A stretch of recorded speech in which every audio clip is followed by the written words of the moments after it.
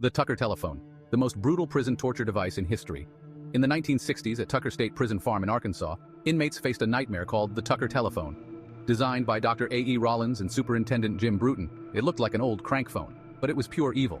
Hooked up to a generator and batteries, it delivered electric shocks to prisoners' private parts. Victims were strapped down, ground wire to their toe, hot wire to their genitals. When the crank turned, inmates endured brutal shocks, sometimes for long periods. Long-distance calls, they called it.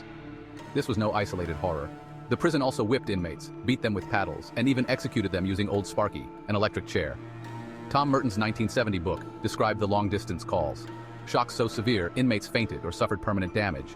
The torture didn't end there. In the 1980s, it was used by Chicago's crime unit to torture suspects, and it's been reported in American interrogations abroad.